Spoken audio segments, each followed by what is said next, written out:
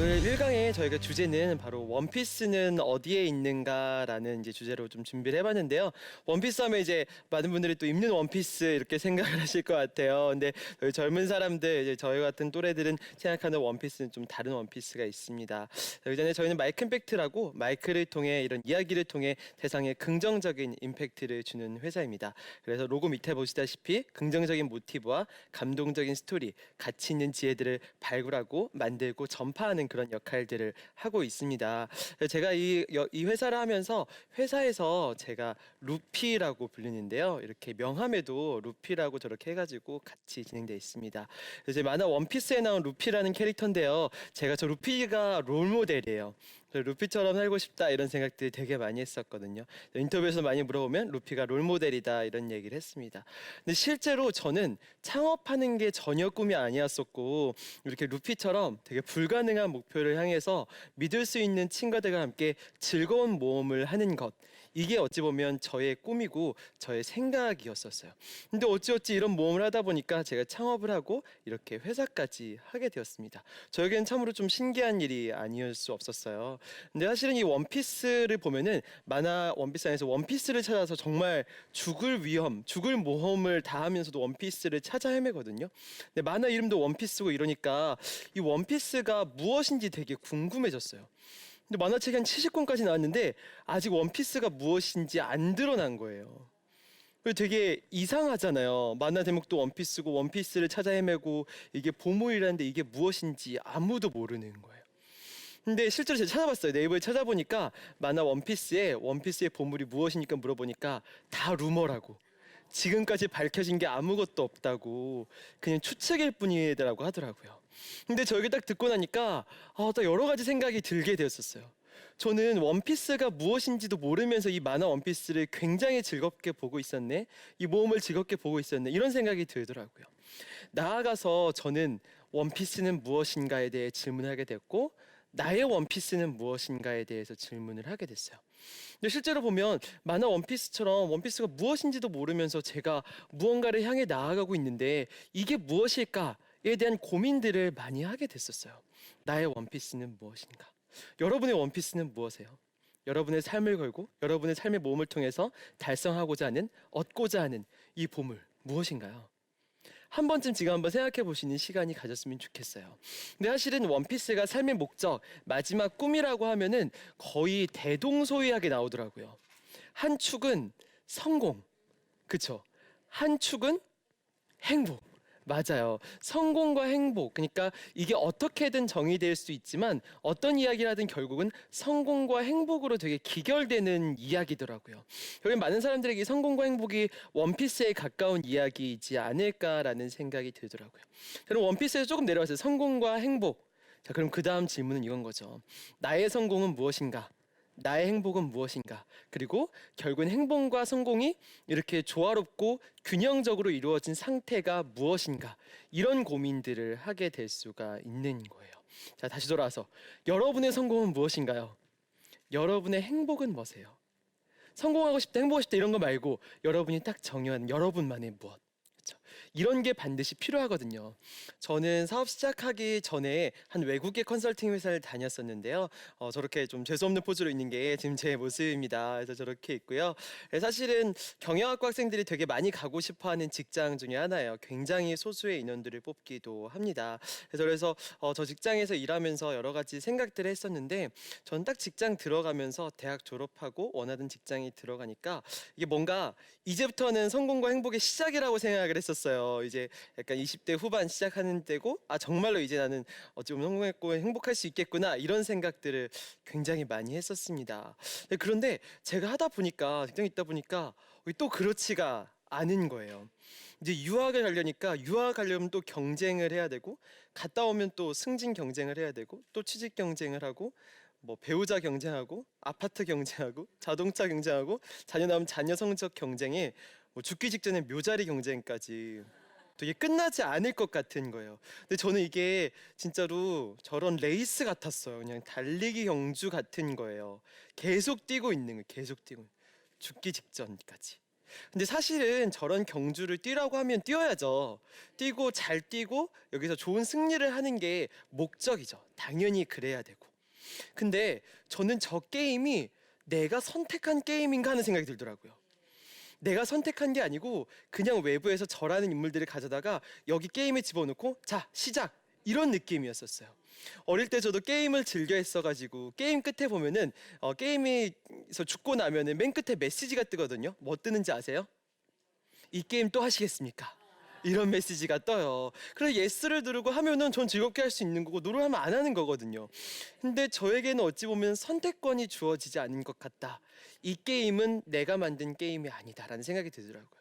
그래서 저는 이때 딱 든 생각이 내가 이 게임을 정말 잘 뛰어서 1등을 하거나 아니면 게임을 만들자. 이런 생각을 하게 됐었어요. 근데 제가 좋아하는 TV 프로그램이 있는데 이 TV 프로그램을 보면서도 많이 생각을 하게 됐었어요. 이때 저도 정말 머리가 띵하는 충격의 순간이었었는데 공포 음악회 특집이라고 해서 이렇게 나왔었거든요. 근데 가수 이적이 나와가지고 공포 노래 무서운 노래 불러달라고 하니까 이적이 무슨 노래 불렀는지 아세요? 모르시죠? 이적이 난 참 바보처럼 살았군요. 이 노래를 부른 거예요. 죽기 직전에 이 노래가 되뇌어지면 진짜 무서울 것 같다라는 거예요. 진짜 무서울 것 같다. 너무나 공포스러울 것 같다. 한번 생각해 보세요. 죽기 직전에 여러분 이렇게 누워 있는데 죽기 막 10분 전인데 손자 손녀 다 있고 근데 아 이번 생은 글렀구나 뭐 잘못 살았구나 이런 생각하게 되면 얼마나 좀 후회하고 아플까라는 생각이 들더라고요. 그래서 약간 삶의 기준이 완전히 바뀌게 된 거예요. 약간 죽기 직전으로 돌아가서 내가 죽기 직전에 후회할까 하지 않을까 이런 기준으로 삶의 기준들이나 삶의 결정의 순간들을 하나하나 보기 시작했던 거예요. 제가 존경하는 인물 중에 한 분 이분이에요. 이분 누군지 아시죠? 나폴레옹. 나폴레옹 명언 많죠. 명언 어떤 거 있어요? 불가능은 없다. 많이 아시죠? 그쵸? 근데 나폴레옹의 가장 큰 명언 중에 하나가 저는 이거라고 생각해요. 이사는 아닌가 봐. 이거 아세요? 겨울에 그 대군을 이끌고 막 눈을 헤쳐가지고 저 위에까지 갔는데 이산이 아니었던 거예요. 근데 사실은 제가 또 어느 한 작은 조직이지만 조직의 리더를 하고 있기 때문에 잘 알거든요. 이렇게 막 끌고 해가지고 정말 고생해서 올라왔는데 이게 아니었다라고 인정하는 건 너무너무 힘든 일이거든요. 근데 저는 삶이 이런 것 같은 거예요. 이게 딱 올라왔는데 여기가 아닌 것 같다. 이런 느낌이 들기 시작했던 건 거죠. 근데 사실은 이거를 인정 못하면 그냥 아닌 산이지만 잘못된 산이지만 계속 올라가야 되는 건 거예요. 이때 저는 이 산이 아닐 수도 있겠다라는 생각을 하게 된 거죠. 그래서 저는 나 원피스는 어디 있는가? 나의 원피스는 어디 있는가에서 나의 진짜 원피스는 어디에 있는가라는 생각으로 진화되게 된 건 거죠. 맨 처음에 시작할 때 정말 아무것도 없이 친구들끼리 모여서 저렇게 했어요. 두 명이서 세 명이서 모여가지고 이제 좀 뭔가 세상에 의미 있고 재미있는 뭔가 프로젝트를 해보자, 그런 임팩트를 줘보자 이런 이야기들을 많이 했었거든요. 한번 같이 만들어 보자 이런 식의 생각을 해가지고 저희가 맨 처음에 만들었던 강연 콘서트, 토크 콘서트예요. 무한청춘 엔진이라고 이렇게 만들고 뭐 박원 시장님이나 뭐 장윤주 씨나 노홍철 씨, 뭐 김재동 씨, 뭐 장기하 씨 이런 분들 한 11분들을 모셔서 같이 진행했었습니다. 저희 첫 번째 진행했던 포스터예요. 근데 정말로 이게 어떻게 불릴지 몰라가지고 좀 센세이션하기도 했었고 불릴지 몰라서 지마켓에서 팔았었는데 전시 체험 축제 콘서트 클래식 어떻게 불릴지 둘 다 분류됐었는데 둘 다 1위를 한 거예요. 1위를 하고 굉장히 입소문이 많이 나가지고 거의 5천 명 가까운 사람들이 몰려들기 시작한 거예요. 기사도 굉장히 많이 나고 뭔가 이 사회에 좀 뭔가 재밌는 컨텐츠 좀 센세이션한 이런 걸로 자리 잡게 되죠. 이렇게 저렇게 거의 5천 명 넘는 사람들이 저희 고대 화정체육관에서 저렇게 진행을 했었습니다. 진짜 저희 잘했죠. 궁금했죠. 그래서 강연 사상으로 최대 한 5천 명을 동원했었던 거예요. 사실은 이런 경우가 없잖아요. 이렇게 하기도 진짜 어렵고 그래서 정말 와 우리 진짜 잘했다 진짜 한번 잘해볼 수 있겠다 막 이런 생각을 했었죠. 해가지고 이제 며칠 지나가지고 딱 한번 정산을 해보니까 1,000만 원 넘게 적자가 난 거예요. 1,000만 원 넘게 까보니까 이거 적자가 난 거예요. 이렇게 해서 이렇게 저는 최대 5천 명 동원하고 막 이러니까 회사 그만둬도 되겠다 해서 그만두려는 찰나 막 이렇게 하고 있었는데 또 이제 월급도 안 나오고 하니까 이제 저렇게 하고 나니까 이제 여러 가지 생각을 하게 되더라고요. 이렇게 월급이 나오다가 딱 안 나오게 되고 거기다 마이너스 딱 치고 나면은 여러 가지 생각이 들기 시작합니다. 그래서 집에서의 물건을 하나하나씩 보기 시작해요. 왜 보는지 아세요? 팔으라고. TV, 노트북, 막 핸드폰. 근데 사실 뭐 팔지는 않았지만 그런 생각을 하는 게 너무 비참한 거예요. 제가 어떤 느낌이었냐면 진짜로 먼지가 된 것 같았어요. 뭔가 이렇게 막 아무것도 아닌 존재였지만 막 이렇게 한 존재였다가 갑자기 정말 저 끝으로 떨어진 것 같다는 느낌이 정말 많고 너무너무 미미한 존재가 돼버리더라고요. 처음으로 맞닥뜨린 그런 직면하는 순간이었어요. 근데 그런 순간을 딱 직면하고 나니까 이제 외부 사람도 잘 안 만나게 되고 집에만 있게 되고 막 이러는 거예요. 이렇게 해서 막 실망하고 좌절하고 어떻게 하지, 나의 인생은, 나의 미래는, 이런 저런 고민들을 하고 있는데 전 직장 동료 형이 이제 저를 불러가지고 같이 이야기를 나눴었어요. 나누면서 막 이런저런 이야기를 하고 막 이렇게 했다, 이제 이렇게 만들어가지고 좀 좋은 임팩트 줬고, 근데 하지만 되게 많이 해서 크게 났다, 이런 얘기를 했었거든요. 근데 그 형이 제 얘기를 가만히 듣더니 그냥 딱 한마디를 하는 거예요. 뭐라고 얘기하냐니까 오, 성공했네 라고 얘기를 하는 거예요. 근데 이 형이 놀리나 싶었었어요. 되게 비하하는 건가? 막 이런 생각을 했었거든요. 전 약간 좀 움찔해가지고 이게 무슨 뜻이냐고, 왜 그렇게 생각하냐고, 성공한 거 아닌데 왜 그렇게 이야기를 하냐고 이렇게 물어봤거든요. 근데 그 형이 한 채의 망설임도 없이 이렇게 얘기를 하는 거예요. 너 하고 싶은 거 하잖아. 그런 얘기를 하는 거예요. 근데 저는 이 얘기를 듣고 진짜 머리가 띵 했어요. 근데 어찌 보면 성공이란 게 막 이렇게 해서 결과물로 있는 게 아니라 하고 싶은 걸 하는 것 자체가 어찌 보면 성공일 수 있겠구나라는 생각이 들더라고요. 다시 돌아와서 여러분이 만약에 돈을 막 벌고 싶어, 이게 성공이라 생각하지만 돈을 버는 게 성공이 아닌 거예요. 돈을 벌어서 여러분이 하고 싶은 걸 하는 것이 성공인 건 거예요. 그쵸? 그게 마지막 귀결점이고 성공의 본질이거든요. 근데 그게 딱 띵하고 저는 그 엄청난 실패의 순간에 성공에 대해서 정의를 하게 된 거죠. 나의 성공이란 하고 싶은 일을 하는 것이다. 결과로서 오는 게 아니라 내가 꿈꾸던 모습들을 구현해내고 그를 위해 열정을 쏟고 만들어가는 것. 결과에 어찌 됐든 이것이야말로 진짜 성공일 수 있겠구나라는 생각이 들더라고요. 근데 이렇게 정리하고 나니까 저의 성공의 한 축을 정의하게 돼요. 원피스의 큰 두 축 중에 한 축. 그쵸? 성공을 정의하고 나니까 그 다음 질문이죠. 이제 행복에 대한 질문. 여러분 행복하세요? 행복하세요? 약간 0.1초에 그 머뭇거림, 그쵸? 이게 현대인들은 분명히 있어요. 근데 저는 되게 행복하냐는 질문을 인터뷰할 때 많이 받거든요. 근데 저 행복할까 안 할까요? 아, 그쵸. 엄청 불행할 때도 많고 엄청 행복할 때도 많아요. 근데 사실 인간의 삶이라는 게 행복과 불행이 이렇게 어느 한쪽에 예스노처럼 들어지는 게 아니고 행복과 불행의 균형점에 있는데, 이 행복이 좀 더 많아지면 행복의 순간이 더 많다, 행복하다라고 느끼는 것 같아요. 근데 저는 이런 질문을 받을 때 참을 수 없을 만큼 행복해요 라고 인터뷰에서 이렇게 얘기했다가 되게 욕먹었던 적이 있거든요. 되게 이게 행복한 것도 좀 말이 안 되는 얘기인데 참을 수 없을 만큼 행복하다는 좀 또 굉장히 또 다른 이야기잖아요. 참을 수 없을 만큼. 근데 사실은 많은 현대인들은 이 꿈이라는 것을, 행복이라는 것을 먼 미래로 내버려 두는 경우들이 굉장히 많아요. 그래서 이 꿈이 이게 현재로 안 오는 거예요. 현재로 안 오고 항상 미래에만 머물러 있는 건 거죠. 그렇기 때문에 꿈과 현재의 거리가 멀기 때문에 꿈은 희망 고문이 돼버리고 지금의 행복감은 굉장히 거리가 멀어지는 거예요.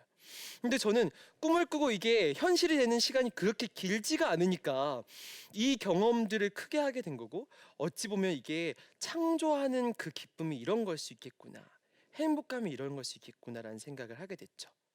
근데 이것보다 더 큰 행복이 있더라고요. 더 큰 행복. 저희 회사에 있다 보면 막 회사로 막 여러 가지가 날아오기도 하고 막 선물 오기도 하고 찾아오기도 하고 막 많은 분들이 그러거든요. 그래서 저는 이 행복감에 대해서 좀 정의를 할 때 많은 사람들이 이렇게 생각을 해요. A 하면 행복할 것이다, 이런 생각을 많이 해요. 그래서 뭐 어디 합격하면 뭐 어느 돈이 있으면 이렇게 하면 행복할 거야, 이런 생각들을 되게 많이 하거든요. 근데 많은 사람들이 A를 해요. 근데 A를 하면 행복한 경우도 있죠. 근데 행복하지 않은 경우도 있는 거예요. 근데 저는 이게 현대인의 행복 논리에서 가장 잘못된 논리인 것 같아요.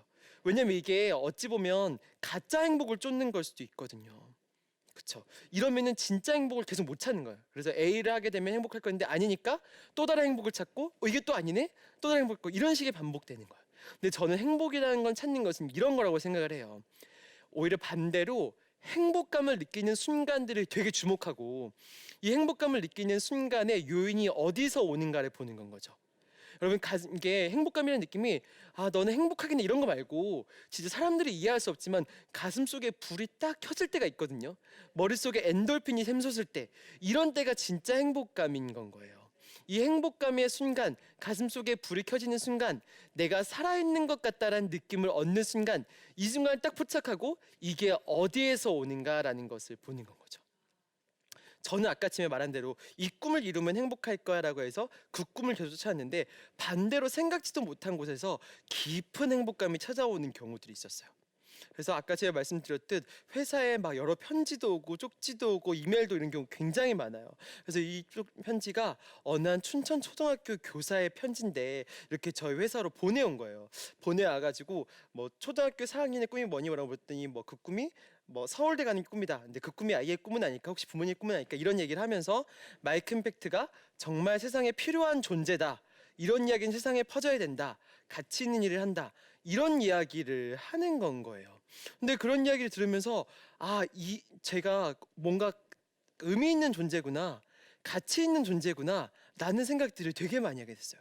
그리고 또 한 축에서는 저희가 막 강연 끝나고 막 정리하고 있는데 1시간 동안 어떤 두 여학생이 기다렸다가 오셔가지고 이게 감사하다고 고맙다고 이런 자리 만들어줘서 뭔가 재밌다고 이렇게 해서 가는 게 아니라 이 말 꼭 전하고 싶다고 해서 가는 거예요. 근데 저는 이걸 들으면서 이게 너무 깊은 행복감이 찾아오더라고요. 근데 저는 행복이란 게 이런 걸 수 있겠다 생각이 들었어요. 어찌 보면 나의 행복이라는 것은 타인을 행복하게 할 때 느끼는 감정일 수 있겠구나라는 생각이 들었었어요. 그쵸? 그래서 많은 사람들이 고차원적인 행복을 가다 보면 처음에 시작할 땐 나의 행복, 내가 밥을 잘 먹고 내가 행복하고 내가 가족이 잘 먹고 이제 이런 걸 하다가 고차원적인 행복으로 남을 행복하게 해줄 때 느끼는 그 감정들을 느끼기 시작하는 거예요. 그래서 많은 사람들이 영적으로 성장하거나 성장한 사람들은 그 주변 사람의 행복을 찾고 빌 게이츠나 뭐 카네기나 이런 분들이 다 뭔가 사회에 공헌하려는 이유도 그 고차원적인 행복의 영역으로 들어오게 된 건 거죠. 결국은 타인의 행복을 느낄 때 느끼는 감정이 바로 행복이 될 수 있다라고 저는 생각을 하고 싶어요. 근데 저도 역시 이 한국의 젊은 세대로서 한국 젊은 세대가 이런 행복감을 느끼기는 정말 정말 어려워요. 왜냐하면 개인주의 때문이에요. 저는 저희 회사의 구호 중에 하나인데 그 나의 행복은 나의 행복, 너의 행복도 나의 행복 이런 구호가 있어요. 근데 이게 저는 행복의 총량을 증가시키는 원칙이라고 생각을 해요. 상대방의 행복이 나의 행복처럼 느껴지면 나의 행복의 총량이 커지는 거예요. 근데 이런 관계의 대표적인 관계들이 있죠. 부모와 자식 간의 관계. 자식이 행복하면 부모가 행복한 거예요.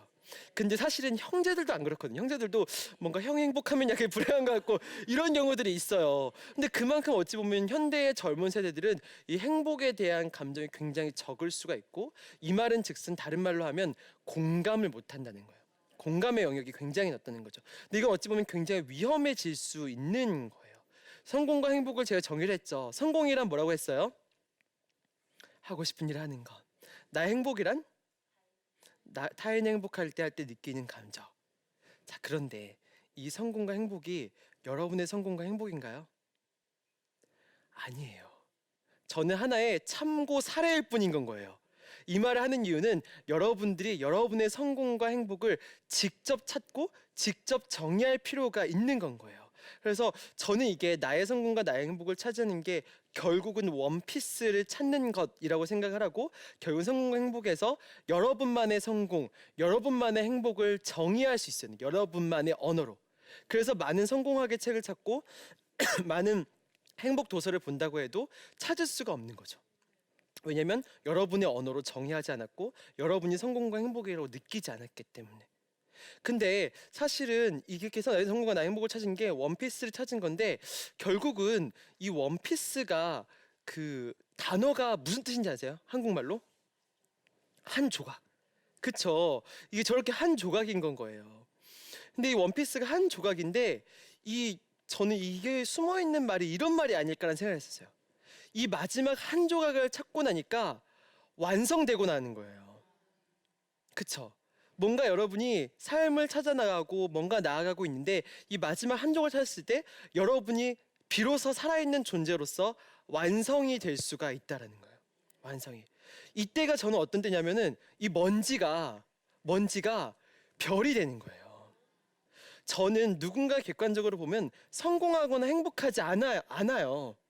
근데 저는 주관적으로 성공했고 주관적으로 행복했다고 생각을 하고 이런 행복감이나 이런 성공감들이 저를 하나의 먼지에서 스스로 빛을 내는 별로 다시 태어나게 할 수 있었다라는 건 거죠. 이 원피스는 어떻게 찾았냐? 찾은 방법은 무엇이냐? 바로 이것이었어요. 그냥 모험을 떠나는 거예요. 모험을 떠나는 것. 많은 성공과 많은 행복학 책을 보고 이런 사례를 듣고 강연을 듣고 이런 얘기가 아니라 제가 이걸 찾아서 그냥 떠나는 거예요. 떠나서 고민하고 부딪히고 좌충우돌하고 이러다 보면은 이게 정말 자연스럽게 과정 중에 모험 중에 저만의 원피스를 찾게 되더라고요. 결국은 성공 행복을 찾는 게 비결이 무엇이냐? 바로 원피스를 찾아서 떠나는 건 거죠. 성경에서 광야를 향해 떠나는 것처럼. 그렇죠? 근데 저는 이 만화 원피스의 루피가 마지막에 이런 얘기를 합니다. 이 작가가 심겨진 엄청난 중의적인 의미라고 저는 생각을 하거든요. 나의 가슴을 뛰게 한 건 황금을 찾는 모험이었지 황금이 아니었어. 그렇죠? 근데 이게 저는 엄청난 의미라고 생각해요. 이게 작가가 숨겨놓은 엄청난 반전. 사실은 많은 사람들이 황금이 원피스라고 생각했는데 그게 아니라 황금을 찾는 모험이 원피스였던 거예요. 여러분이 찾을 것은 모험 뒤에 황금이 아니라 황금을 찾는 모험을 떠나는 그 행위 자체가 어찌 보면 원피스일 수 있다는 거예요. 여러분의 성공과 행복을 찾는 것, 그 안전한 항구에서 닻을 내리고 닻을 올려서 이 항구를 떠나는 거예요. 그리고 한 채 두려움 없이 나아가는 것. 이게 어찌 보면 여러분만의 진짜 원피스를 찾을 수 있는 비결이라고 생각을 합니다. 그렇죠? 저는 많은 현대 사회에서 성공과 행복에 대한 이야기도 많아지고 이런 게 성공, 이런 게 행복이야라고 가르치는 거 많아지기 때문에 이럴 때일수록 자신만의 원피스를 찾아내는 게 가장 중요하다고 생각합니다. 저의 성공과 행복을 찾았던 한 하나의 모험스를 통해서 그 누구가 또 하나의 모험을 꿈꾸면서 원피스 찾아서 떠났으면 좋겠어요. 그때 정말 하나의 우주 왕먼지에서 스스로 빛나는 별이 될 수 있을 것이라고 생각합니다. 감사합니다.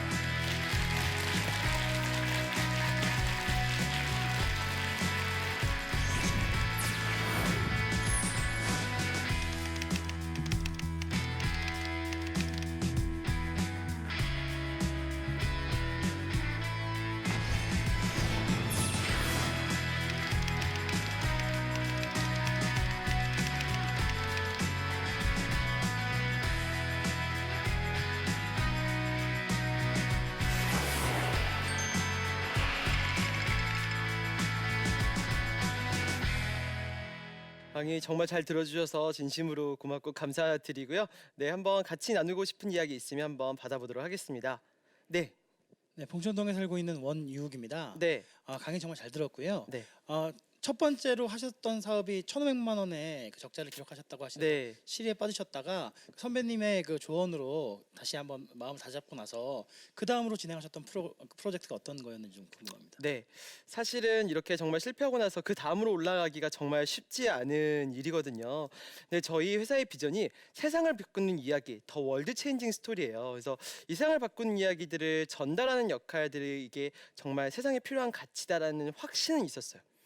근데 처음에 하면서 뭔가 비즈니스적으로는 마이너스 나고 크게 하긴 했지만 이게 사회적인 반향이 오고 이게 이어지면서 비즈니스적인 기회가 따라오기 시작하더라고요. 저에게 막 연락이 오기 시작해서 뭐 자기네 대학교에 이런 걸 하고 싶다. 자기는 어떤 강연자인데 앞으로 좀 강연 매니지먼트 해달라. 뭐 어떤 사람은 뭐 어떤 기업에서 자기네가 스폰할 때는 이런 거 해달라. 이런 식의 연락들이 오기 시작하는 건 거예요. 그래서 내가 생각했던 핵심 가치가 정말로 세상에 필요한 가치구나. 이런 생각들에 대해서 확신을 가지게 됐죠. 그래서 조금 더 단기적인 시대에서 벗어나서 장기적인 희망과 확신을 가지고 그 다음으로 나아갈 수 있게 되었었어요. 그래서 많은 분들이 자기가 무슨 일을 하거나 사업을 하거나 이래도 뭔가 단기적인 가치나 이런 거에 대해서 많이 생각을 하는데 그게 아니라 진짜로 내가 이 세상에 주는 핵심 가치가 무엇인가, 이게 세상에 필요하다, 이런 것만 확신을 들면 그 다음으로는 자연스럽게 나아갈 수 있다라고 생각을 합니다. 네, 다음 질문 한번 받아보도록 하겠습니다. 네. 기독교인으로서 질문이 있는데요. 요즘 크리스찬 젊은이들이 그 원피스를 찾는다라고 하면 어떤 조언을 해주실 수 있는지 말씀 부탁드립니다. 저도 크리스찬이고 계속 신앙을 가져오고 이랬었지만 이게 전부가 아니었던 것 같아요. 전부가 아니었다는 것. 이게 어떤 말이냐면 한쪽 측에서는 내 힘으로 할 수 있지. 나는 능력 있지. 이런 식의 생각들이 있었던 건 거예요. 자아가 되게 존재하고 있었던 건 거죠. 그렇기 때문에 이쪽으로 하나님 쪽으로 전적으로 매달릴 수가 없었던 거예요. 근데 사업을 하게 되니까 제가 할 수가 없더라고요. 사람의 마음을 사로잡는 것, 이 사업이 어떻게 될지 모르겠는데 확신을 계속 가지는 것, 앞으로 어떻게 해야 할지, 뭐 월급은 어떻게 줄지, 제가 할 수 있는 게 정말 아무것도 없고 제가 너무 미약한 존재라는 것을 많이 깨닫게 됐었어요. 근데 그렇기 때문에 되게 전적으로 매달리게 되고 전적으로 기도하게 되고 전적으로 그 말씀 속에서 답을 찾게 되는 그 선순환 구조가 일어날 수 있게 되더라고요. 근데 저는 그래서 이거의 가장 큰 근원이 뭐였냐면 아까 강의에 잠깐 얘기했듯 광야로 떠났던 거예요. 광야로 떠나고 나니까 자연스럽게 그분에게 귀결될 수밖에 없는 건 거죠. 어찌 보면 인간에게 주어진 시련이나 어찌 보면 되게 고생이라 보이는 것들이 어찌 보면 그분께 가까이 갈 수 있는 가장 빠른 지름길일 수도 있겠다라는 생각들은 되게 많이 해요. 그래서 같은 의미에서 어찌 보면 젊은 세대들이 뭔가 힘든 시련이나 고난 이런 것들은 정말 그 옛 어른들의 말처럼 사서 고생을 한다라는 말처럼 이렇게 할 필요가 있다라고도 좀 생각을 합니다.